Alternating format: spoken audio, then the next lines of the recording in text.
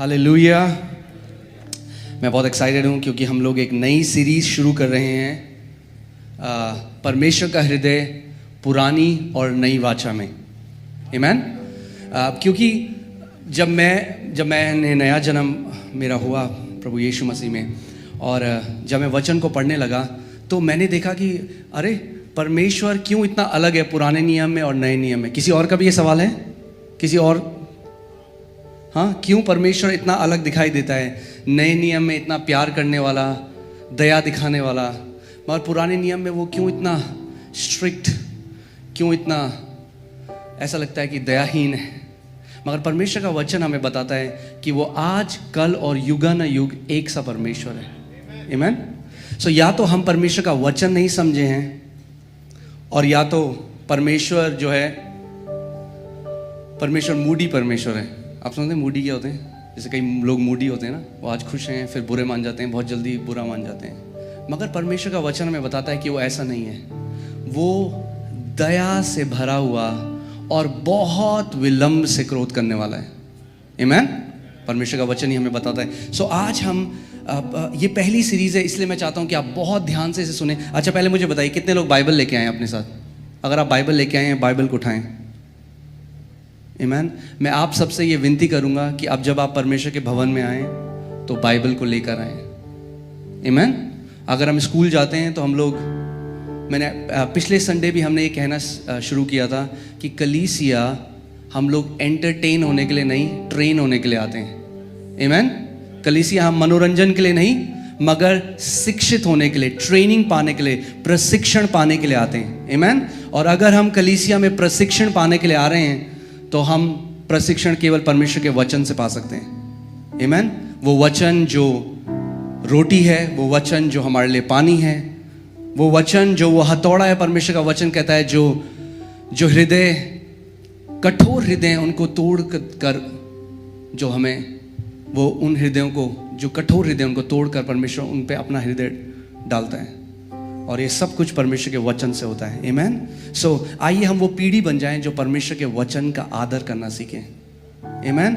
जो परमेश्वर के वचन पे मनन करना सीखें, है ना। भजन संहिता 1 में लिखा है कि जिसकी प्रीति परमेश्वर के वचन से है, he who delights in the law of the Lord, जो परमेश्वर के वचन से प्रीति रखता है यानी प्रेम करता है, वो उस वृक्ष के समान है जो बहती हुई नदियों के बाजू में लगाया गया है और हर ऋतु में फल को फलता है, उसके पत्ते कभी नहीं मुरझाते। आमीन। तो परमेश्वर ने इतनी सुंदर प्रतिज्ञा हमें दी है कि अगर हम परमेश्वर के वचन से प्रीति रखने वाले लोग हैं, अगर हम परमेश्वर के वचन को प्रेम करने वाले लोग हैं, तो हम उन वृक्षों के समान हैं जो बहती नदियों के किनारे में उगते हैं।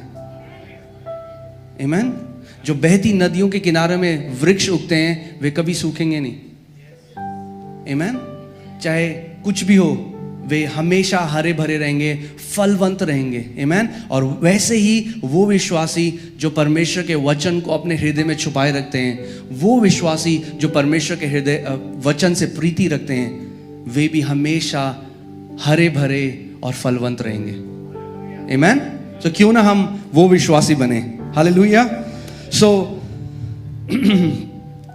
इस सीरीज में परमेश्वर के हृदय पुरानी और नई वाचा में पहला पार्ट जो आज मैं सिखाना चाहता हूं वो है परमेश्वर, the covenants of God with man. परमेश्वर की वाचाएं मनुष्य के साथ, है ना। अगर हम लोग देखेंगे उत्पत्ति से कि कैसे परमेश्वर ने मनुष्यों के साथ, अलग अलग व्यक्तियों के साथ वाचाएं बांधी। अगर आप जनरल एक ऊपर के तरीके से आप मिलेंगे विश्वासियों से, तो ज़्यादातर लोग यही जानते हैं कि केवल पुरानी वाचा और नई वाचा है ना। पुरानी वाचा, नई वाचा। मगर जब हम परमेश्वर का वचन पढ़ते हैं तो हमें पता चलता है नहीं, बहुत सारी वाचाएं हैं पुरानी वाचा में, और आज हम उन वाचाओं को देखेंगे। सो तैयार हैं आप? क्या सुनने वाले कान हैं आपके? आमीन। जब प्रभु यीशु मसीह इस पृथ्वी पे थे तो बार बार इस बात को बोलते थे, जिसके सुनने के कान हो वो सुन ले कि आत्मा कलीसिया से क्या कहता है। और इंग्लिश में वो प्रेजेंट कंटिन्यूअस टेंस है, यानी कि जो असल भाषा में प्रभु यीशु मसीह ने कहा, प्रभु यीशु मसीह ने ये कहा कि जिसके सुनने के कान हैं वो सुन ले कि आत्मा लगातार अपनी देह से, अपनी कलीसिया से क्या कह रहा है। आमीन। सो अगर हमारे सुनने के कान हैं तो परमेश्वर अपनी कलीसिया से कह रहा है। आमीन। और जब आप इस बात को, जब मैं चाहता हूँ कि इस सीरीज़ को आप अच्छे से समझिए, तो आपके दिमाग में, हमारे अंदर कन्फ्यूजन जो होता है ना, इसीलिए जब ये चीज़ें होती हैं, जैसे कोरोना आया या कहीं पे भूकंप आते हैं, विश्वासियों को यही नहीं पता ये परमेश्वर का काम है या ये शैतान का काम है ना। इतना ज़्यादा कन्फ्यूजन है। इसीलिए हम परमेश्वर के वचन से देखेंगे और हम देखेंगे कि परमेश्वर का हृदय क्या है। वो कभी बदला नहीं, आज भी वैसा ही है। और सबसे पहले जो बात बाइबल में, जब मेरा नया जन्म नहीं हुआ था, जब मैंने प्रभु यीशु मसीह में विश्वास करना शुरू नहीं किया था, और आप जानते हैं तो हमने ये शब्द वाचा कभी नहीं सुना, कवनेंट, है ना। ये चर्च में आके हमने सुना है कि ये वाचा क्या होता है, पुरानी वाचा, नई वाचा।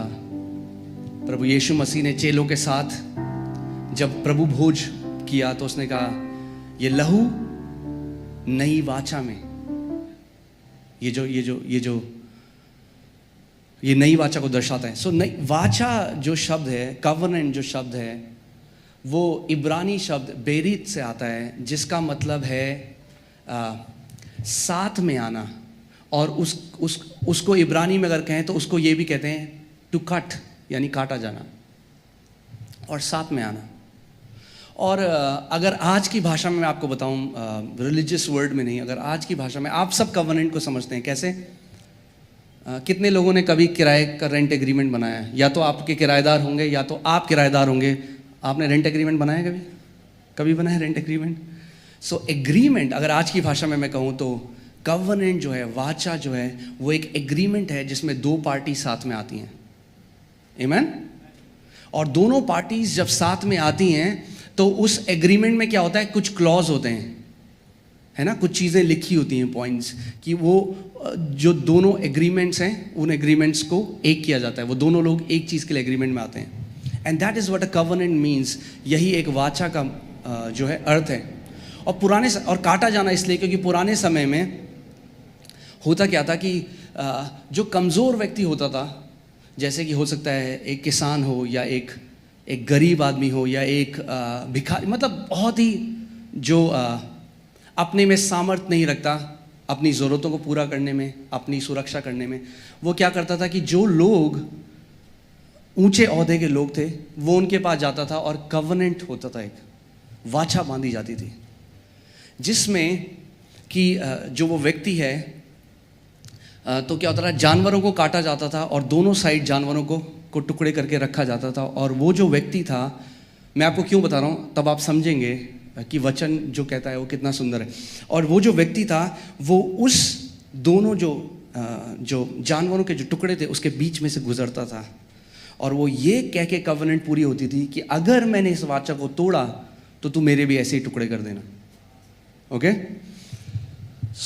ये मैं आपको आगे बताऊंगा। जो मेरी फेवरेट वाचा है पुराने नियम में, वो है अब्राहम के साथ, मगर वो हम आगे देखेंगे। अभी हम शुरुआत में देखेंगे कि पहली जो वाचा परमेश्वर ने बांधी, अब जानते हैं किसके साथ बांधी? आदम के साथ।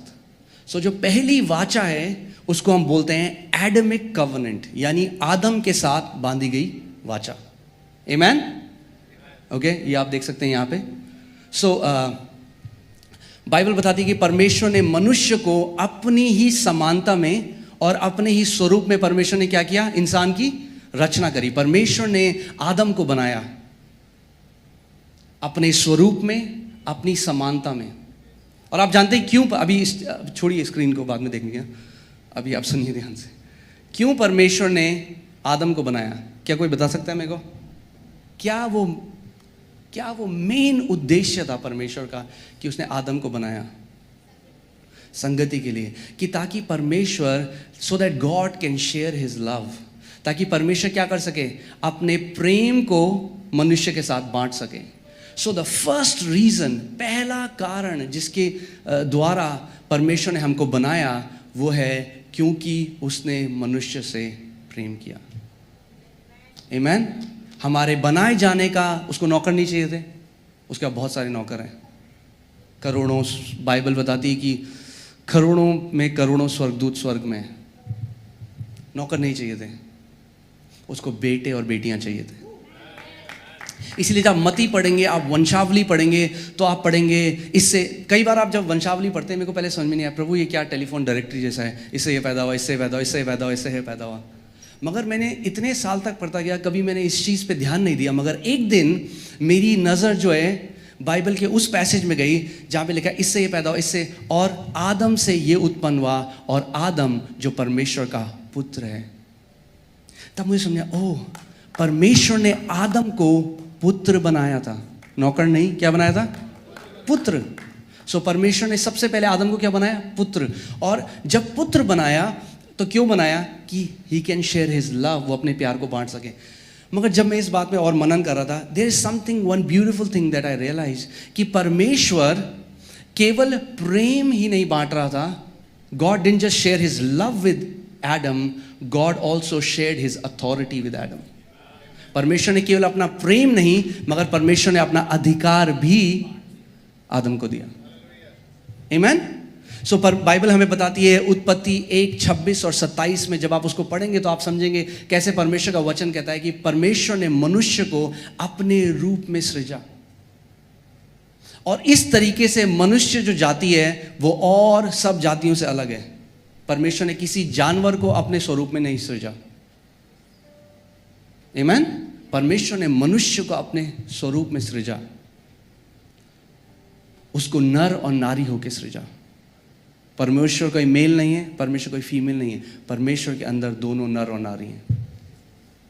वो एक प्रेम करने वाला पिता है, मगर वहीं बाइबल ऑल्सो भी बताती है वो ख्याल रखने वाली माता है। आमीन। और ये जो परमेश्वर है, इस परमेश्वर ने जब मनुष्य को बनाया तो सबसे पहले उसने क्या किया? उसने कहा मेरी आराधना कर, ये कहा नहीं। सबसे पहले जब उसने आदम और हवा को बनाया, बाइबल बताती है ही ब्लेस्ड देम, उसने उनको आशीष दी।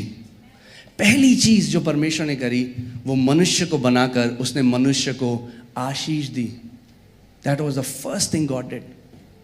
और उसके बाद बाइबल हमें बताती है कि आशीष देने के बाद परमेश्वर ने उनको क्या किया? एक असाइनमेंट दिया। अब अपनी अथॉरिटी को शेयर किया, अपने अधिकार को शेयर किया, और उनको कहा कि फूलो फलो, पृथ्वी पर भर जाओ और प्रभुता करो। आमीन। सो इस बात को समझिए। इसीलिए कई मसीह लोग आज इस शिक्षा को जब हम सिखाते हैं, कहते हैं अरे ये लोग क्या सिखाते हैं, प्रभुता करो। ये हमारी शिक्षा नहीं है। आदम को जो परमेश्वर ने बोला था वो आज भी उतना ही कायम है। आमीन। परमेश्वर का हृदय बदला नहीं है मनुष्य जाति को लेके।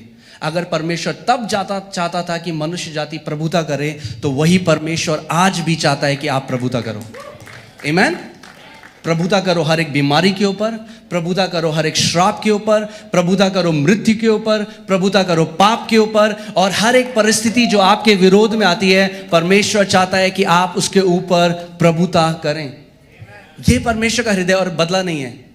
मगर जब हम कहानी आगे पढ़ते हैं, देखिए, इसीलिए टू अंडरस्टैंड बाइबल्स नैरेटिव, अगर आपको बाइबल की जो हिंदी में क्या बोलेंगे, व्याख्या, शायद, हाँ, व्याख्या को अगर समझना है कि कैसे हमें, देखिए, जनरल जब हम सुसमाचार सुनते हैं, मनुष्य ने पाप किया, यीशु मसीह आया, लहू बहाया, पापी क्षमा हो गए, अब हम स्वर्ग जा रहे हैं। नहीं नहीं नहीं, सुसमाचार ये नहीं है। सुसमाचार परमेश्वर के हृदय को समझिए। आदम से लेकर प्रभु यीशु मसीह तक हुआ क्या, कैसे वो मनुष्य जाति को एक जर्नी से लेकर गया, एक यात्रा से लेकर गया, कि ताकि मसीह के द्वारा वो पूरी मनुष्य जाति को बचा सके। परमेश्वर ने मनुष्य को कहा था कि अगर तुम इस एक जो ज्ञान, जो भले और बुरे के ज्ञान का जो वृक्ष है, अगर उसके फल को मनुष्य खाएगा तो मनुष्य मर जाएगा। मगर मनुष्य ने परमेश्वर की आज्ञा नहीं मानी और उस फल को खा लिया और मृत्यु आ गई। और बाइबल बताती है एक चीज, जब आप पढ़ेंगे कुछ चीज तो आप समझेंगे, प्रभु ने इंसान को आदम की वाटिका से हटा दिया। कल कहते हैं देखा, परमेश्वर ने उसी समय दंड दिया। मगर उसके बाद अगर आप पढ़ेंगे तो बाइबल बताती है क्योंकि बहुत जरूरी है, क्योंकि परमेश्वर ने कहा अगर मनुष्य इस पेड़ के फल को खा लेगा तो हमेशा जीवित रहेगा। अगर आप मृत्यु की स्थिति में उस पेड़ के फल को खा लेते तो फिर कोई उद्धार नहीं था। परमेश्वर को मनुष्य को आदन से बाहर इसलिए करना पड़ा क्योंकि परमेश्वर जानता था कि एक दिन मैं पूरी मनुष्य जाति को उद्धार दे दूंगा और वापस ले आऊंगा। आमीन। सो इस बात को समझिए कि जो पहली जो वाचा थी, अगर आप वोट लगा दें, अगर जो पहली वाचा थी उसका अगर मैं बोलूं जो कीवर्ड है, जो मेन थीम है, जो मेन मुद्दा था, वो था प्रभुता करना। आमीन। और हम एक आयत पढ़ेंगे। Hina, can you put it back? हम एक आयत पढ़ेंगे।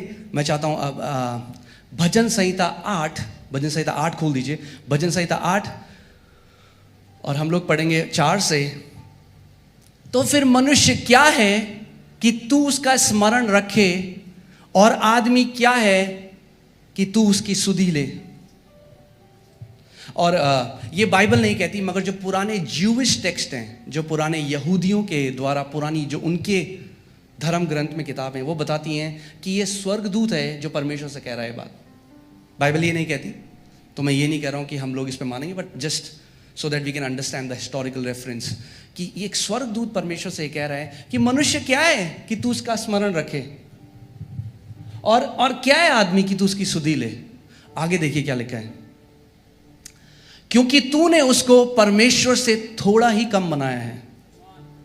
तूने उसको परमेश्वर से थोड़ा ही कम बनाया है, और महिमा और प्रताप का मुकुट उसके सर पर रखा है। आज हम लोग क्या कहते हैं, अरे हम तो धूल हैं प्रभु, हम तो कुछ नहीं। मगर परमेश्वर ने ऐसा हमें नहीं बनाया। आमीन। अगर हमें सच में उस पहली छवि को देखना है जो मनुष्य की थी, वो कैसी थी? ग्लोरियस थी, महिमा से भरी हुई थी, और परमेश्वर ने महिमा और प्रताप का मुकुट मनुष्य के सर पर रखा था। आमीन। This is your real identity. ये आपकी असली पहचान है।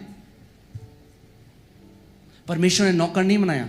नौकर के सर में रखता है कोई महिमा और प्रताप का मुकुट?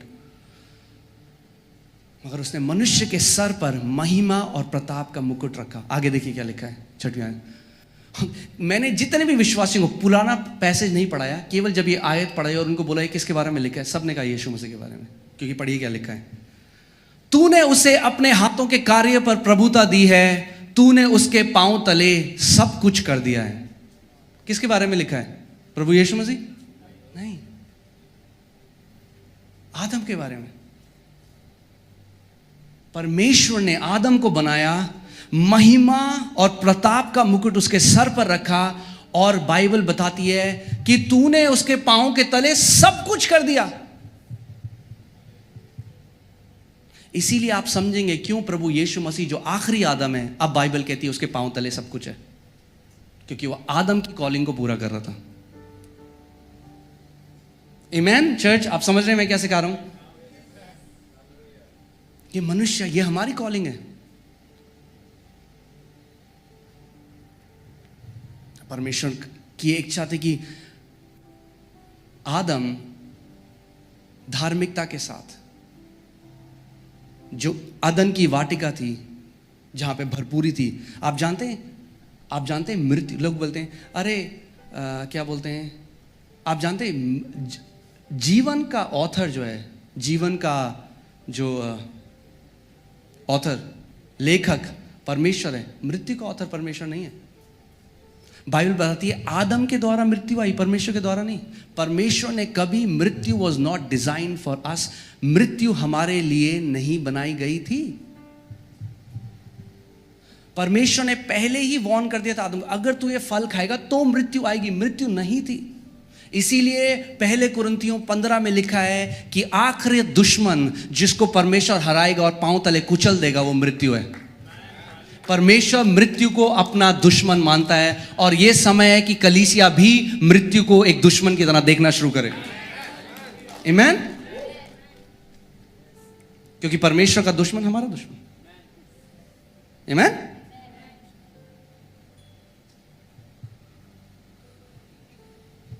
और क्या हुआ? आदम के द्वारा क्या हो गया? मृत्यु आ गई। और वही आदम जिसको परमेश्वर ने एक राजा ठहराया था, वही आदम जिसको परमेश्वर ने एक प्रभु ठहराया था, वही आदम क्या बन गया? एक गुलाम बन गया।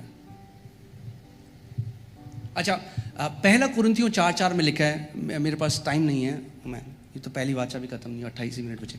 सो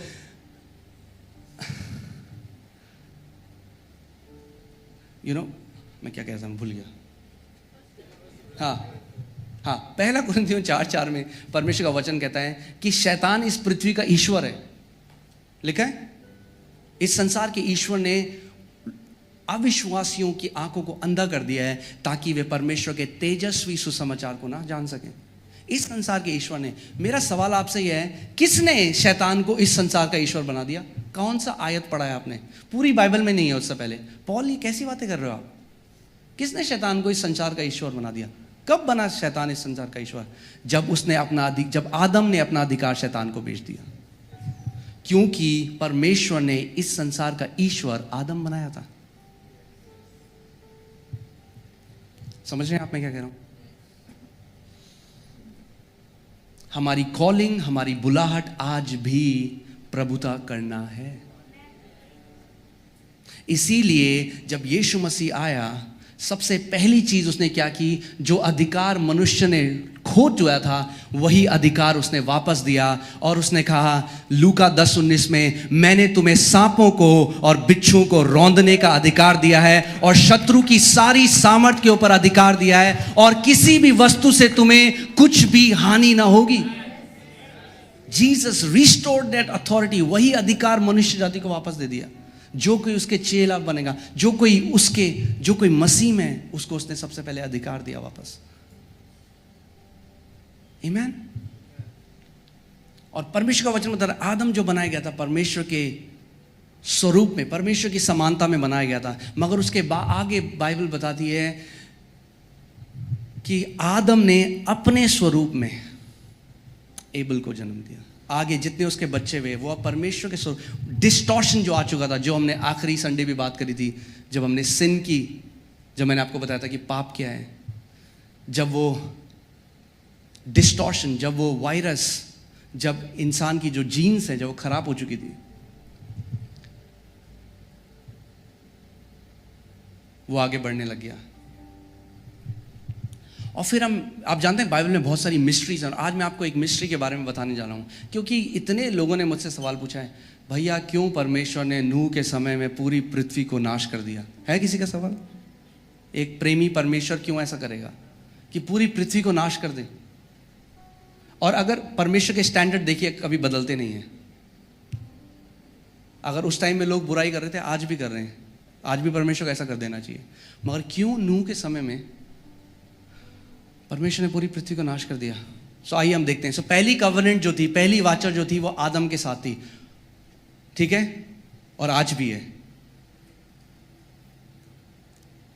दूसरी जो, अच्छा इससे पीछे जाइए, मैं एक वो बताना चाहता हूं कि जब आदम ने पाप किया, उस समय परमेश्वर ने प्रोफेसी करी, एक भविष्यवाणी करी। आइए पढ़ते हैं उत्पत्ति 3:15 में। उत्पत्ति 3:15। और देखिए परमेश्वर ने क्या कहा है, और मैं तेरे, और अब परमेश्वर किससे बात कर रहा है? हाँ, किससे? नहीं, सांप से। और मैं तेरे और स्त्री के बीच में और तेरे वंश और इसके वंश के बीच में बैर उत्पन्न करूंगा। सो परमेश्वर एक दुश्मनी की बात कर रहा है कि एक दुश्मनी होगी शैतान के बीच में और स्त्री के बीच में। स्त्री का बीज होता है क्या? नहीं होता भाई। स्त्री का बीज, किसकी बात कर रहा है परमेश्वर? स्त्री से कौन जन्मा है आज तक? केवल आप लोग यही हैं, ठीक है, पक्का? केवल पूरे इतिहास में एक ही स्त्री है जो बिना किसी शारीरिक संबंध के, जिन्होंने एक पुत्र को जन्म दिया, जो स्त्री का बीज है। कौन है स्त्री का बीज? प्रभु यीशु मसीह। सो यहां पे परमेश्वर ने प्रोफेसी करी उत्पत्ति 3:15 में, और परमेश्वर शैतान को कह रहा है कि मैं तेरे बीज में और मैं इस स्त्री के बीच में क्या है, मैं एक दुश्मनी को उत्पन्न करूंगा, और वो क्या करेगा? वह तेरे सिर को कुचल डालेगा और तू उसकी एड़ी को डसेगा। परमेश्वर कह रहा है, यहां पे परमेश्वर क्रूस की भविष्यवाणी कर रहा है कि तू उस स्त्री का बीज जो यीशु मसीह है, तू उसको थोड़ा सा डैमेज देगा, थोड़ा सा जो है उसको तू घात करेगा, मगर वो जो स्त्री का बीज है वो तेरे सर को कुचल देगा। और क्रॉस में यीशु मसीह ने क्या किया? जो शैतान ने यीशु मसीह में किया वो केवल उसने पर प्रभु यीशु मसीह की एड़ी को डसा, मगर प्रभु यीशु मसीह ने शैतान के सर को कुचल दिया हमेशा के लिए। आमेन। And that is the prophecy. उत्पत्ति 3:15 में वहीं पे परमेश्वर ने कह दिया था। अगर आप इस बात को नहीं, इसीलिए हम लोग इस बात को नहीं, इसीलिए बाइबल कई लोग जो पढ़ते हैं कहीं से भी उठा लेंगे, बोलेंगे ये क्यों लिखा है। अरे बाइबल, इस बात को समझिए, वो एक जर्नी है जो चलती आ रही है। अगर आप उस जर्नी को नहीं समझे, तभी लोग कहते हैं हम ओल्ड टेस्टमेंट नहीं पढ़ेंगे। नहीं नहीं नहीं नहीं नहीं, पुराने नियम को पढ़ेंगे तो समझेंगे उस यात्रा को, तो समझेंगे क्यों परमेश्वर ने किया। तो अब एक प्रोफेसी ये है कि स्त्री का जो बीज होगा, जो प्रभु यीशु मसीह है, वो शैतान के सर को कुचलेगा। यहां से ये जर्नी शुरू हो चुकी है, ये यात्रा शुरू हो चुकी है। आमेन। और शैतान को ये बात पता थी। इसीलिए अब सुनिए दूसरी मिस्ट्री, जो नोआ के टाइम में क्यों परमेश्वर ने जल प्रलय से पूरी पृथ्वी को नाश किया। अगर मैं आपको कहूं कि वो परमेश्वर का प्रेम था, तो आपको कैसा लगेगा? नहीं समझ में आया? चलिए चलते हैं उत्पत्ति 6 की तरफ। परमेश्वर की जो नूह के साथ वाचा हुई, आइए हम उत्पत्ति 6 को खोलते हैं और दूसरी आयत से हम पढ़ेंगे। उत्पत्ति 6 दूसरी आयत, नहीं, उत्पत्ति 6 दूसरी आयत। तब परमेश्वर के पुत्रों ने मनुष्य की पुत्रियों को देखा कि वे सुंदर हैं, सो उन्होंने जिस जिस को चाहा उससे ब्याह कर लिया। और अगर आप इस बात को पढ़ेंगे, आप कहेंगे अरे परमेश्वर के पुत्रों ने मनुष्य की बेटियों को, मगर जब आप इसके ओरिजिनल टेक्स्ट को पढ़ते हैं, हिब्रू टेक्स्ट को पढ़ते हैं, तो आप जानेंगे कि ये जो शब्द है परमेश्वर के पुत्र, ये बेनियोलिम के नाम जो ये शब्द है, जिसका मतलब है स्वर्गदूत। ध्यान से सुनिए, नोआ, इसीलिए बाइबल को कैसे पढ़ना है? बोलिए कॉन्टेक्स्ट में, अपने संदर्भ में। केवल नोआ की कहानी पढ़ के नहीं है। शुरुआत कैसे हो रही है कहानी? शुरुआत ऐसे हो रही है कि परमेश्वर के पुत्र जो लिखा हुआ है, जो सही ट्रांसलेशन स्वर्गदूत है। सो स्वर्गदूतों ने क्या किया? पृथ्वी में जो स्त्रियां थी उनके साथ शारीरिक संबंध बनाना शुरू किया। और उन्होंने क्या किया? जो मनुष्य का जो मनुष्य जाति थी उसको डिफाइल करना शुरू किया। क्या किया? उसको करप्ट करना शुरू किया। ताकि क्यों? ताकि मसीह ना आ सके शैतान का नाश करने के लिए। समझ रहे हैं आप?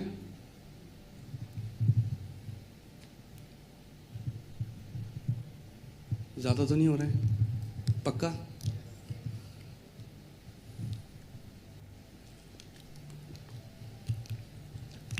और देखिए फिर क्या हुआ।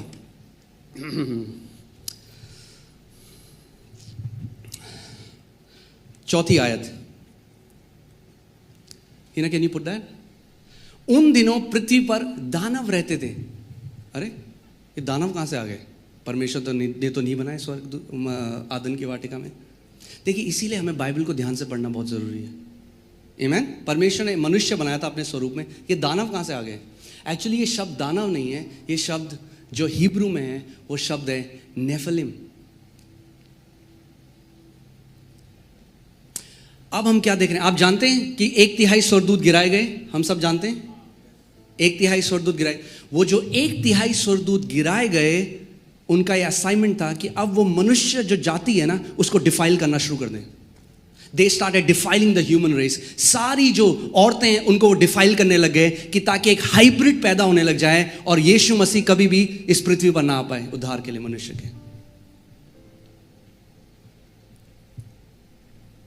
मैं इसलिए आपको समझा रहा हूं, I usually don't touch on this thing, मैं चर्च में ये चीजें नहीं बताता हूं, पर मैं इसलिए आपको समझा रहा हूं ताकि आप परमेश्वर के हृदय को समझ सकें। क्यों उसे पूरी पृथ्वी को नाश करना पड़ा? गुस्से में नहीं किया, हमें बचाने के लिए किया, कि पूरी मानव जाति उद्धार पा सके, इसलिए किया।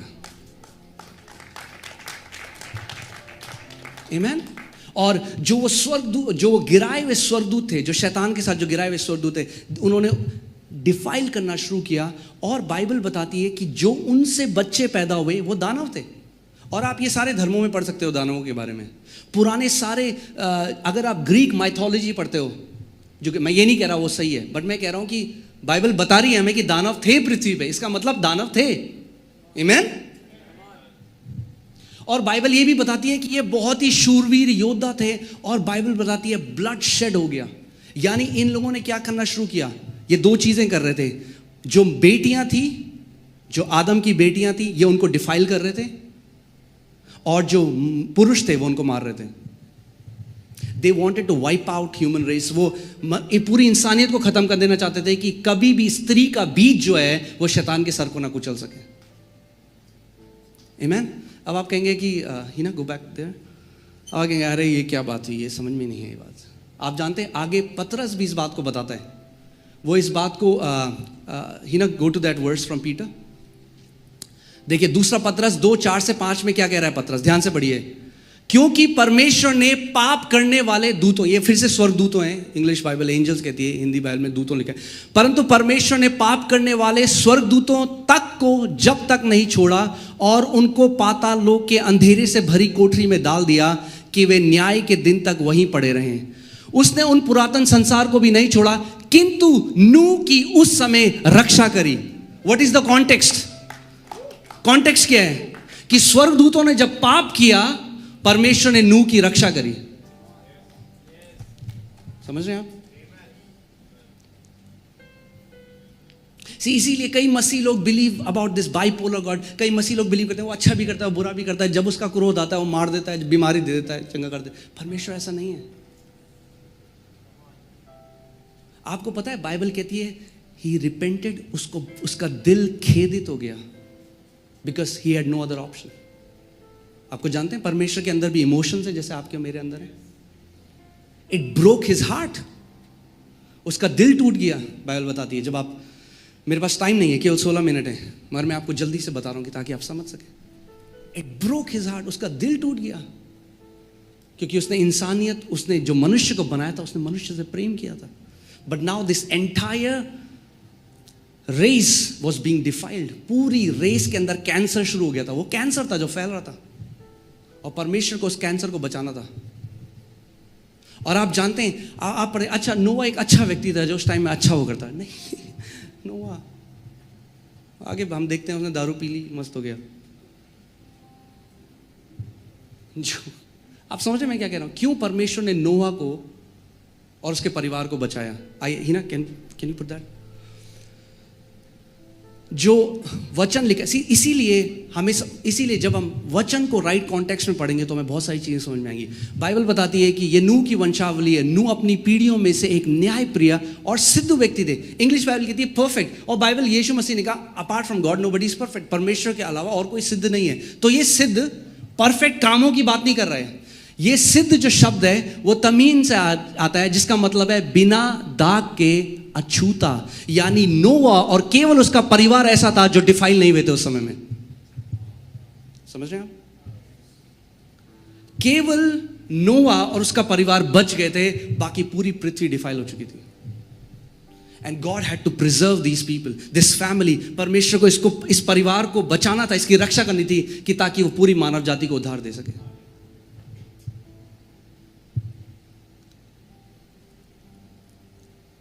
एंड दैट्स वाई, इसीलिए परमेश्वर का वचन कहता है उसका दिल खेदित हुआ। और बाइबल बताती है इट अटर वायलेंस थी। यानी आप समझ सकते हैं, जो अगर आप किसी भी पुरानी पुस्तकों को पढ़ेंगे, अलग अलग ग्रंथों को पढ़ेंगे, they all talk about these giants. बल्कि अगर आप और पढ़ेंगे तो आपको पता चलेगा, पुराने जब ये एक्सकवेशन में जो खोदते हैं, ऐसे ऐसे दानव मिले जिनकी हाइट 12 फीट थी, ऐसे ऐसे दानव मिले जिनकी हाइट 20 फीट थी, 30 फीट थी। और इन्होंने क्या किया? इन्होंने मानवों को मारना शुरू किया। They started raping the girls and they started slaughtering man, and God had to redeem his creation. परमेश्वर को प्रिजर्व करना पड़ा। सो इस बात को समझिए, जो नोआ के साथ कवनेंट है वो प्रिजर्वेशन की कवनेंट है। जो इब्राहिम के साथ कवनेंट थी वो रूलरशिप की कवनेंट थी। जो नोआ के साथ कवनेंट है, जो वाचा है, वो किस चीज की है? कि मैं तेरी रक्षा करूंगा, तुझे डिफाइल होने से बचाऊंगा। आमीन। और बाइबल बताती है 40 दिन तक परमेश्वर ने बारिश होती रही, सुबह शाम। फ्लड आया, पूरी पृथ्वी नाश हो गई, मगर नोआ उसका परिवार बच गया। Can you see God's love in this?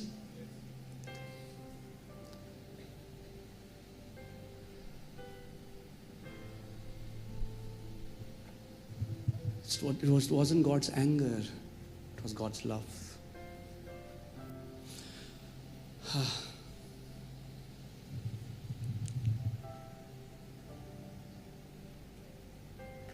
देखिए 6वीं आयत में लिखा है, और यहोवा पृथ्वी पर मनुष्य को बनाने से पछताया और वह मन में अति खेदित हुआ। It broke his heart. और कई बार लैंग्वेज हमें ये नहीं बता सकती। सी जैसे आप किसी को बोले आई लव चॉकलेट, ठीक है, कई लोग बोलते हैं आई लव चॉकलेट, और फिर अपने बच्चों को बोलते हैं आई लव यू। मगर वो बच्चे को प्यार करना और चॉकलेट को प्यार करने की लिमिट बहुत अलग है। मगर शब्द कभी भी इस बात को बता नहीं सकते। But if you read it through the spirit of God, आप इस बात को जब आत्मा से पढ़ेंगे, आप जानेंगे कि कैसे इस चीज़ ने परमेश्वर के हृदय को तोड़ दिया। It broke his heart and God had to save.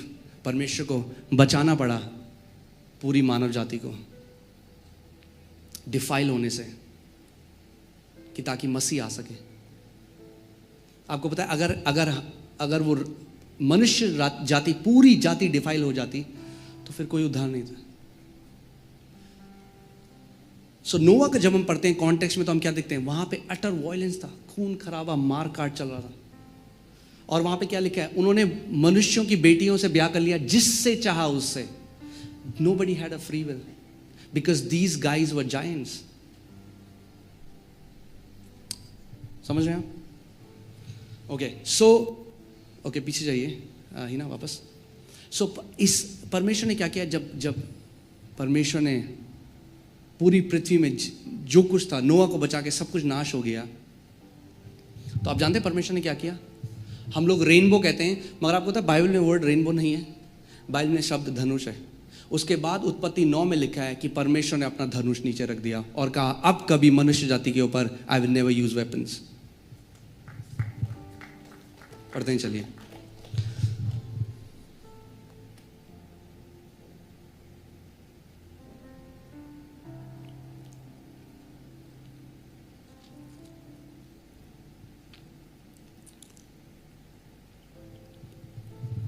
उत्पत्ति 9:12 सुन रहे हैं आप लोग? आमीन।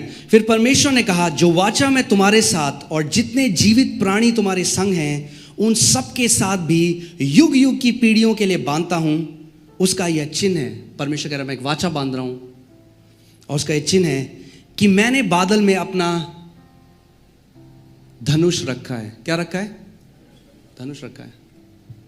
It was a sign of God's weapon that he used.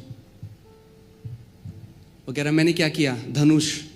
God laid down his weapons. परमेश्वर कह रहा है मैंने अपना धनुष नीचे रख दिया।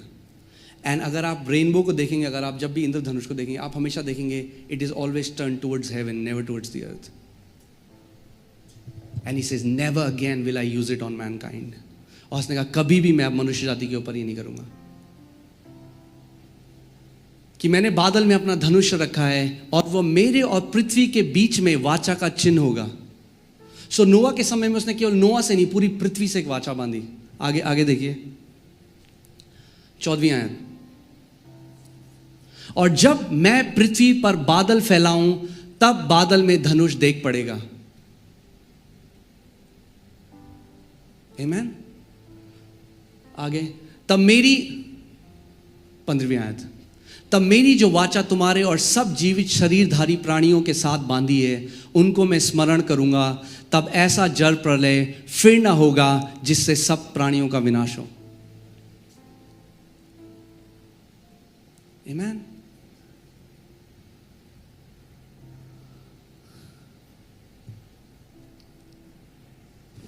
मगर हम देखते हैं कि ओके, इसके बाद हम आगे चलते हैं दूसरी एक एक ये कवनेंट हम लोग हफ्तों तक जा सकते हैं इसमें, इट्स सो डीप। बट मैं आपको जस्ट एक जल्दी से ग्लिम्स देना चाहता हूँ। 8 मिनट बचे हैं, 2 ही कवनेंट हुई हैं। मैं जस्ट आपको एक ग्लिम्स देना चाहता हूँ कि आप समझें परमेश्वर के हृदय, जिस परमेश्वर की हम आराधना करते हैं वो एक अच्छा पिता है। उसके अंदर कोई अंधकार नहीं है। वो कैंसर नहीं देता लोगों को, वो बीमारियां नहीं देता लोगों को, वो भूकंप नहीं भेजता, वो कोरोना नहीं भेजता। वो एक प्रेम करने वाला अच्छा पिता है, दया करने वाला पिता है। आमीन। ही ना। और फिर हम देखते हैं परमेश्वर ने एक और वाचा बांधी इब्राहिम के साथ। अब 8 ही मिनट है मगर मुझे आपको जल्दी से, ये मेरी फेवरेट वाचा है क्योंकि इसमें परमेश्वर ने कुछ ऐसा किया जो बहुत ही सुंदर है। अब मैं जल्दी जल्दी आपको बताऊंगा, टाइम नहीं है। उत्पत्ति 12:1-3 में हम पढ़ते हैं कि परमेश्वर ने इब्राहिम से 3 चीज़ें प्रतिज्ञा करी। परमेश्वर ने कहा मैं तुझे लोग दूंगा, मैं तुझे लैंड दूंगा यानी जगह दूंगा, और मैं तुझे आशीषित करूंगा। ओके। इब्राहिम को बुलाया। बार बार जब आप देखेंगे ना, ये परमेश्वर ने चाहे नूह को बुलाया और चाहे इब्राहिम को बुलाया, बार बार आप देखेंगे ये एक तरह से एक छवि थी उस आदम की जिसको परमेश्वर ने सबसे पहले बुलाया था। दोबारा परमेश्वर एक ऐसे मनुष्य को ढूंढ रहा था जिसके द्वारा वो पूरी मानव जाति को आशीषित कर सके। जो इब्राहिम की कॉलिंग थी, जो इब्राहिम कह रहा हूँ सॉरी, जो आदम की बुलाहट थी। फिर अब परमेश्वर ने इब्राहिम को बुलाया। और मगर सबसे अमेजिंग जो बात इसमें यह है कि उत्पत्ति 15 में बाइबल हमें एक बहुत ही अमेजिंग बात बताती है कि परमेश्वर ने इब्राहिम को बोला कि मैं तेरे साथ एक वाचा बांधूं। और परमेश्वर ने इब्राहिम को कहा कि जानवरों को काट और दोनों साइड डाल दे। और परमेश्वर उससे वैसे बात कर रहा था जैसे उस समय में इब्राहिम को पता था परमेश्वर क्या कर रहा है। हम लोग नहीं समझते, आ जा रही ये क्या, परमेश्वर ने कहा काट, आधा जानवर इधर डाल दे, आधा इधर डाल। परमेश्वर से वाचा बांध रहा था। जो राजा किसी क्या बोलेंगे उसको, हिन दीन छोटे व्यक्ति के साथ बांधते हैं। अब समझ जाइए मैं क्या कह रहा हूं। तुच्छ व्यक्ति के साथ बांधते हैं। और परमेश्वर ने उससे वाचा बांधी। और उसके बाद एक ऐसी चीज भी जो हैरान कर देने वाली है। फिर बाइबल बताती है कि इब्राहिम परमेश्वर का इंतजार कर रहा था और अंधेरा आ गया। और आप जानते हैं जब पृथ्वी पर, क्योंकि जो वाचाएं हैं वो मनुष्य और मनुष्य के बीच में भी होती हैं। बाइबल में बहुत सारी वाचाएं, डेविड जोनाथन के बीच में, और बहुत सारी वाचाएं। हमारा टाइम नहीं है हम उतना जा सकें। पर मनुष्य ने मनुष्य के साथ भी वाचाएं बांधी। अब्राहम ने अबीमेलेक राजा के साथ वाचा बांधी, बहुत सारी वाचाएं। मगर परमेश्वर ने उसके साथ वाचा बांधी।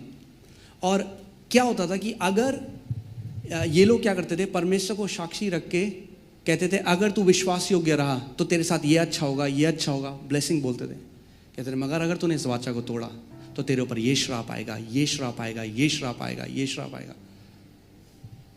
और फिर जो छोटी पार्टी होती थी, समझ रहे ना, छोटी पार्टी टेनेंट वो बीच में से जाता था और कहता था कि यदि मैंने इस वाचा को तोड़ा तो मुझे ऐसे ही काट देना। मगर इब्राहिम के साथ जब परमेश्वर ने वो किया ना, तो घोर अंधकार आ गया और उस अंधकार में परमेश्वर उसके बीच में से होके गुजरा। परमेश्वर ने कहा कि अगर तू भी इस वाचा को तोड़ेगा तो भी मुझे ऐसा काट दिया जाए। और वो अगेन प्रोफेसी थी यीशु मसीह की, जिसको उस क्रूस पे, इसीलिए गलातियों 3:13 में लिखा है कि प्रभु यीशु मसीह पेड़ पर जो लटकाया जाता है वो श्रापित है। और प्रभु यीशु मसीह हमारे लिए श्राप बना ताकि अब्राहम की आशीषें हमारे ऊपर आ जाएं। Paul is coating the covenant God made with Abraham.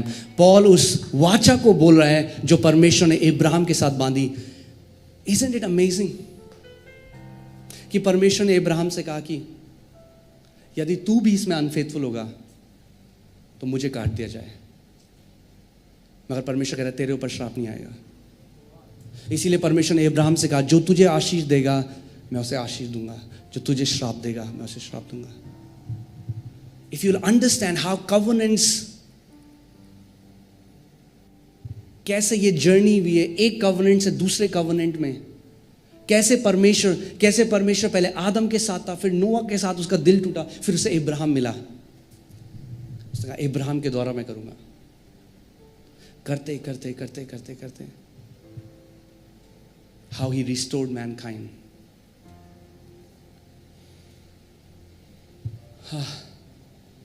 फिर चलिए 3 मिनट है, जल्दी से बता देता हूं 3 और वाचाएं। इसके बाद परमेश्वर ने एक और वाचा बांधी, और इब्राहिम के बाद जो उसका वंश बना, हम उसको इज़राइल कहते हैं। इब्राहिम से इज़राइल आया, इज़राइल एक राष्ट्र बन गया, और फिर वो परमेश्वर को छोड़कर इधर उधर जाने लगा।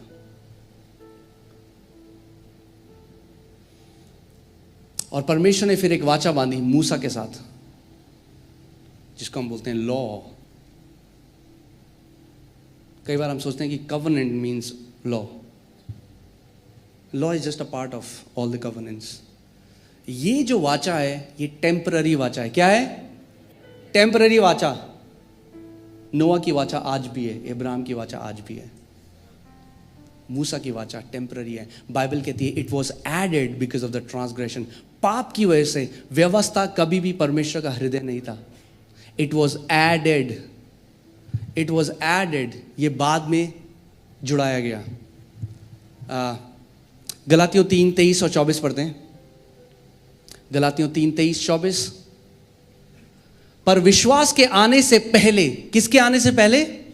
विश्वास के आने से पहले, प्रभु यीशु मसीह में विश्वास के आने से पहले व्यवस्था की अधीनता में हमारी रखवाली होती थी। अगेन जब परमेश्वर ने देखा मनुष्य विकेट बन गया था, और एक ही तरीका था कि वो मनुष्य को प्रिजर्व कर सकता था, he had to give them strict law to preserve again the seed, वरना एक दूसरे को मार काट देते।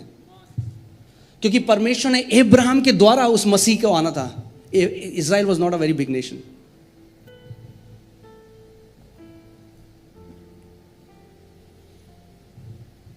और वो बच्चे थे। आप जानते हैं कितने लोगों के बच्चे हैं यहां पे? लेट मी से वन थिंग। इससे पहले कि हमारे बच्चे हमारे हृदय को समझ सकें, we have to preserve them. आप समझे मैं क्या बोला? नहीं। इससे पहले कि आपके बच्चे आपके हृदय को समझ सकें, आपको उनकी रक्षा करनी होती है। सो आपको उनको वो बातें सिखानी होती हैं। आपको कहना होता है वो गर्म पानी है, नो, खिड़की के बाहर नहीं जाना। That is not your heart for your kids, but you have to preserve them. It's temporary. आपका बच्चा बड़ा हो जाएगा तब नहीं होगा, नो खिड़की के बाहर। बच्चों के लिए व्यवस्था। किसके लिए? बच्चों के लिए। इज़राइली जो थे वो आत्मिक रूप से क्या थे? वो आत्मिक नहीं थे। परमेश्वर का वचन कहता है कि the things of the flash can not comprehend the things of God. शरीर परमेश्वर की बातों को नहीं समझ सकता। सो परमेश्वर को उनको स्ट्रिक्ट, कई बार इतना स्ट्रिक्ट लॉ देना पड़ा, which was again not God's heart. क्योंकि वो मृत्यु लेकर आया। मैं लेकर आया मृत्यु, बिल्कुल, मगर परमेश्वर को इज़राइल की रक्षा करनी थी। सो ही ना, बैक टू दैट वर्ड्स, जब तक विश्वास नहीं आया, व्यवस्था ने क्या करी? रखवाली करी। क्या करी? रखवाली करी। और उस विश्वास के आने तक जो प्रकट होने वाला है, हम उसी के बंधन में रहे। God never wanted this, he wanted to lead Adam. परमेश्वर स्वयं से हमारी अगुवाई करना चाहता था, मगर नहीं कर सकता था मरे हुए लोगों की, जो आत्मिक रीति से मरे हुए हैं। इसीलिए परमेश्वर को व्यवस्था देनी पड़ी। आगे मैं आपको बताऊंगा क्यों व्यवस्था में कई बार हमें बहुत सारी हार्ड चीजें सुनाई देती हैं। देखिए, परमेश्वर पक्षपात करने वाला परमेश्वर नहीं। क्यों केन ने जब एबेल को मार दिया तो परमेश्वर ने कुछ नहीं किया, मगर सबत के दिन एक आदमी लकड़ियां इकट्ठी कर रहा था, उसको पत्थर मार के मार दिया।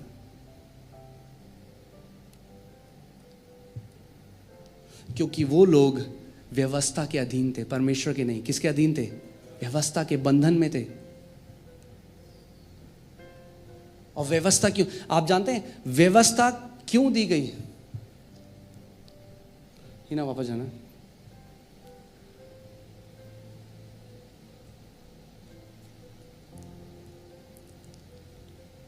गलातियों 13:19 हम पढ़ते हैं। सॉरी 13:19 और 3:19, सॉरी। तब फिर व्यवस्था क्यों दी गई? भैया क्यों दी गई परमेश्वर ने व्यवस्था? है वह तो अपराधों के कारण बाद में दी गई। क्या हिंदी समझती हैं सब लोग? अपराधों के कारण, यानी इतना अपराध दोबारा बढ़ गया that God did not want to do it, he had to preserve the seed. परमेश्वर को फिर से रक्षा करनी थी उस बीज की जिसके द्वारा मसीह आ सके। व्यवस्था बाद में दी गई। It was not in the beginning and it will not be after Christ. Temporary है। क्या है? टेम्पररी। वह तो अपराध के कारण बाद में दी गई कि उस वंश के आने तक, so that till that seed comes, the Bible says. You get it? It's all about the seed. God is preserving the seed. God is preserving the seed. परमेश्वर उस बीज की रक्षा कर रहा है क्योंकि उस बीज के द्वारा वो पूरी मानव जाति को उद्धार देगा। अंडरस्टैंड, कुछ आप जब बाइबल में पढ़ेंगे आप करेंगे अरे ये बंदा के क्यों मार दिया भैया ऐसे? लकड़ी तो चुन रहा था, कुछ गलत थोड़ा ना कर रहा था। नहीं, आप समझे नहीं। वो लकड़ी नहीं चुन रहा था, he was breaking the law at that time. Law and Bible says angels were the mediator of law. आप जानते हैं परमेश्वर ने मूसा को एक बार क्या कहा? मैं एक स्वर्गदूत को तेरे साथ भेज रहा हूं, वो तेरे पे दया नहीं करेगा। पढ़ा है किसी ने? पढ़ा है? नहीं पढ़ा? अरे पढ़ो। मूसा ने कहा स्वर्गदूत नहीं, वो दया नहीं करेगा, मैं दया करता हूं, वो नहीं करेगा। और ये जो लॉ है इसको एक्सर्ट करने वाले कौन थे? स्वर्गदूत। इसीलिए टक, you broke the law, bam, you are killed. Not God's heart. समझ रहे हैं आप लोग?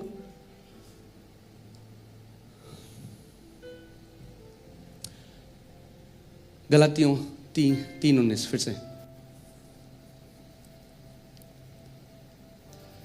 जिसको प्रतिज्ञा दी गई और वह स्वर्गदूतों के द्वारा एक मध्यस्थ के हाथ ठहराई गई। किसके द्वारा? स्वर्गदूतों के द्वारा। Are you getting it church? It was not God's heart for law. उसने स्वर्गदूतों को दे दिया।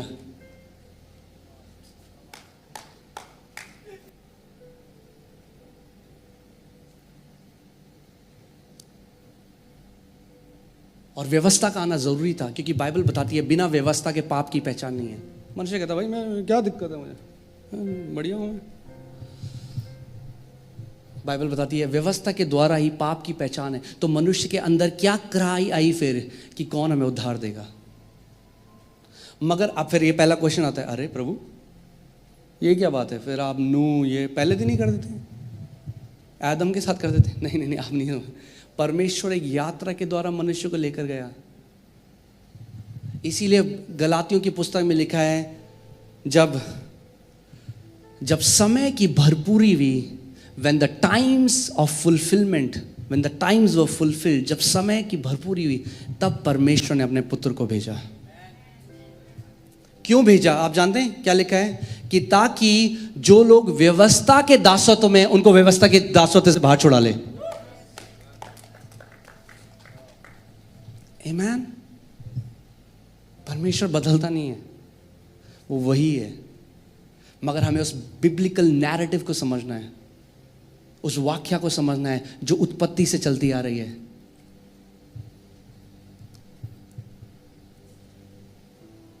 आमीन। अदरवाइज परमेश्वर पक्षपाती है। वो लकड़ी उठा रहा था, वो मर गया, केन ने एबल को मार दिया, उसे कुछ नहीं हुआ।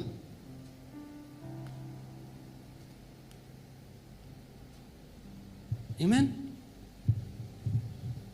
बहुत शांति है आज। Hallelujah. I hope you will go home. घर जाइए, इसको पढ़िए, उस परमेश्वर जिसकी हम आराधना करते हैं उसके हृदय को समझिए। इसीलिए यीशु मसीह ने आके बोला कोई पिता को नहीं जानता।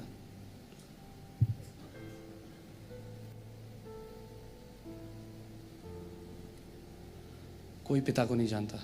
उसने यहाँ पर केवल पुत्र, और वो पुत्र जिसमें पिता को प्रकट करे। एक ही तरीके से हम पिता को जान सकते हैं। इसीलिए पुराना नियम पढ़ना बहुत ज़रूरी है, मगर अगर बिना मसीह के चश्मों से पढ़ोगे तो डर जाओगे, समझ में नहीं आएगा परमेश्वर।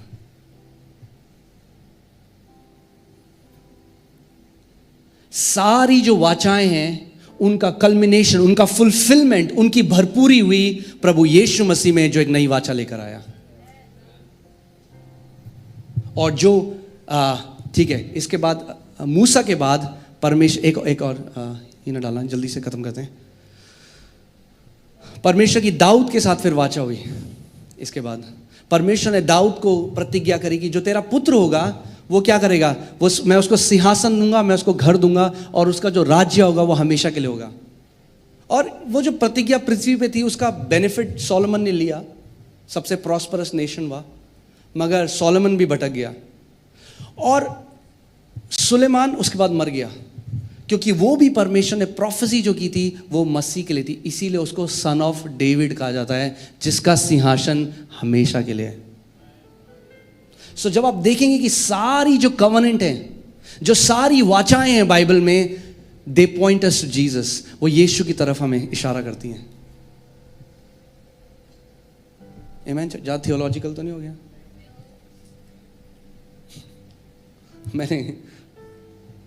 मैंने इसीलिए कुछ भी इसमें ज़्यादा ग्रीक हिब्रू का तड़का नहीं डाला कि ताकि आप आराम से समझ सकें। मैं बिल्कुल भी डेप्थ में नहीं गया हूँ, मैं आपको बिल्कुल ऊपर से सरल भाषा में समझा रहा हूँ कि ताकि आप उस परमेश्वर के हृदय को समझ सकें कि परमेश्वर, इस बात को समझिए कि परमेश्वर क्या है। बाइबल क्या बताती है परमेश्वर क्या है? परमेश्वर क्या है? अरे परमेश्वर क्या है? प्रेम है। क्या है परमेश्वर? बाइबल ये नहीं कहती परमेश्वर प्रेम करता है, हम कार्य की तरह प्रेम को करते हैं। We love in action, God is love. परमेश्वर है ही प्रेम। इसका मतलब अगर परमेश्वर प्रेम है, देखिए अगर हम प्रेम करते हैं एक्शन की तरह तो कभी हम करते हैं, कभी हम नहीं करते, मगर जो है ही प्रेम, आप समझ रहे हैं इस बात को? हम नहीं समझ रहे इस बात को। समझ रहे हैं आप? नहीं समझ रहे हैं आप। जब मैं एक्शन की तरह करता हूं तो मैं कर सकता हूं, मैं नहीं कर सकता भाई। मेरा मन किया मैं करूंगा, मेरा मन किया मैं नहीं खाऊंगा। जैसे खाना एक एक्शन है, मैं खाऊंगा, नहीं मन किया नहीं खाऊंगा। मगर जैसे एक फूल है, वो हमेशा, फूल मतलब हिंदी वाला फूल, जो एक फूल है वो हमेशा फूल है, जो पहाड़ है वो हमेशा पहाड़ है। परमेश्वर प्रेम है, वो हमेशा प्रेम है। इसका मतलब जो कुछ वो करता है वो प्रेम ही से उत्पन्न होता है। आमीन। अगर इस बात को हम समझ गए कि परमेश्वर प्रेम है, सब कुछ जो उसके अंदर से उत्पन्न होता है वो प्रेम की वजह से होता है। इसीलिए केवल पवित्र आत्मा परमेश्वर के हृदय को हमें प्रकट कर सकता है। परमेश्वर वो नहीं है सिंहासन बैठा है, टक इसको मार दो, अच्छा लकड़ियां बिन रहा है सब्बात के दिन, तू टिश टिश टिश टिश। परमेश्वर ऐसा नहीं, पूरी मानव जाति को वापस उस महिमा में लाना चाहता है, जो महिमा और प्रताप का मुकुट उसने आदम के ऊपर पहनाया था। इसीलिए यीशु मसीह ने क्या कहा कि जब हम अपनी रेस को पूरा कर लेंगे, क्या रखा है उसने हमारे लिए? एक मुकुट महिमा का, वापस रेस्टोरेट। इसीलिए इसके बाद last quickly will go, okay. आखिरी और परमेश्वर की जो आखिरी वाचा है, जिसको हम नई वाचा कहते हैं, वो किसी मनुष्य के साथ नहीं है, क्योंकि सारे मनुष्य के साथ जो वाचाएं करी वो कभी भी पूरी नहीं हो सकी। परमेश्वर बात को जानता था, मगर वो जर्नी करते हुए इंसान, इसीलिए परमेश्वर ने आखिरी वाचा आखिरी आदम के साथ बांधी। सुन रहे हैं आप?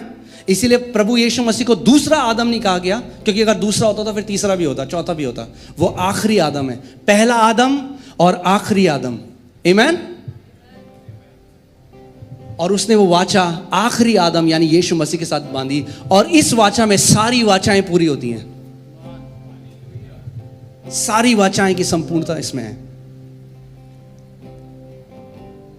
आमीन। और इस वाचा का कोई अंत नहीं है, और अब हम उस नई वाचा में हैं। आमीन। और इस वाचा का मध्यस्थ, जैसे परमेश्वर का वचन कह रहा है, पुराने जो व्यवस्था थी उसको मध्यस्थ करने वाले कौन थे? स्वर्गदूत। इस वाचा को मध्यस्थ करने वाला कौन है? परमेश्वर का पुत्र स्वयं यीशु मसीह। आमीन।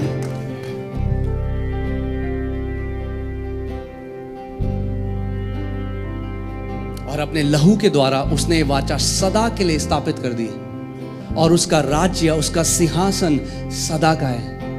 इसीलिए अब जो हम मसीह में हैं, जैसे उसने नोवा को प्रिजर्व किया, आप उसके अंदर सुरक्षित हैं।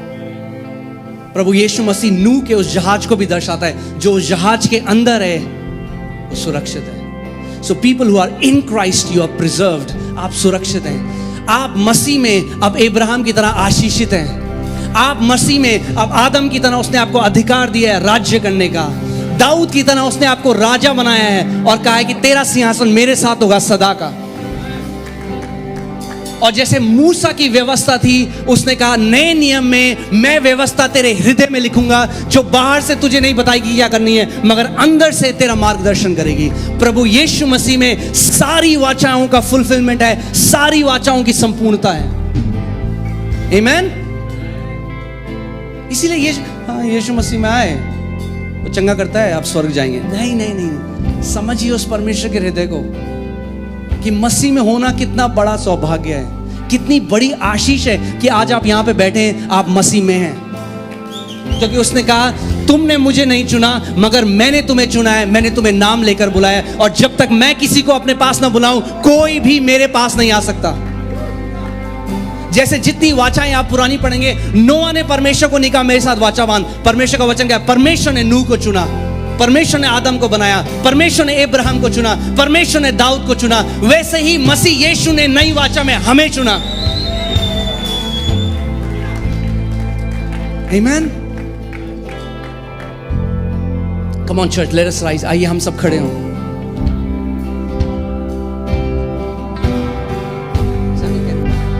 तूने प्यार किया है मुझसे,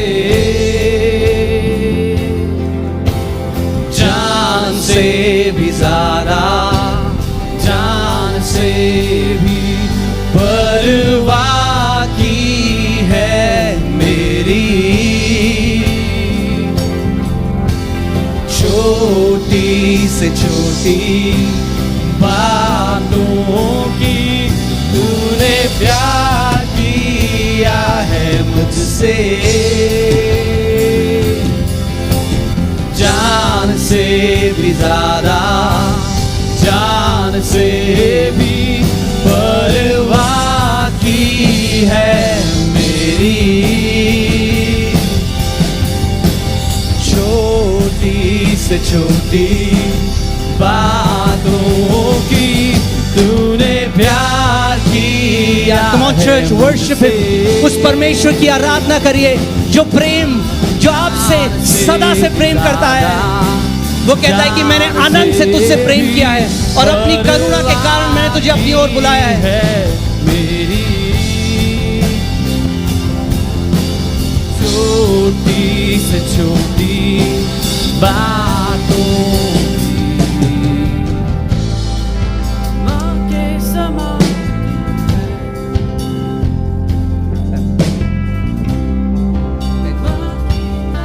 कलीसिया, आइए हम आखिरी प्रार्थना जल्दी से करेंगे, दूसरी सर्विस के लिए 10 मिनट बचे हैं। So come on, just lift up your hands, अपने हाथों को उठाएं। और मैं चाहता हूं आप इस बात को जान लें कि अब जिस वाचा में आप हैं वो एक आनंद की वाचा है। प्रभु यीशु मसीह ने कहा ना मैं कभी तुझे छोड़ूंगा और ना कभी तुझे त्यागूंगा। सो परमेश्वर आपके सारे जो बेटी बेटियां हैं प्रभु, हम उनके ऊपर आपके शालोम को, आपकी शांति को, प्रभु आपके अनुग्रह को, परमेश्वर आपके कल्याण को बोलते हैं। परमेश्वर प्रभु, I speak shalom over them, nothing broken and nothing missing. प्रभु कुछ भी उनके जीवन में अधूरा ना हो परमेश्वर। लॉर्ड आई स्पीक रेस्टोरेशन, प्रभु आप रेस्टोर कर दीजिए परमेश्वर। Every lives be restored father, we bless them and let them shine as lights। परमेश्वर पिता, मैं कहता हूं कि एक ज्योतियों की तरह प्रभु इस पृथ्वी पर चमके परमेश्वर। और ये जान ले प्रभु कि आपका प्रेम हमारे लिए कितना गहरा है परमेश्वर, आप कितनी दया से भरे हुए परमेश्वर हैं। We bless these people in Jesus name, amen and amen। God bless you church।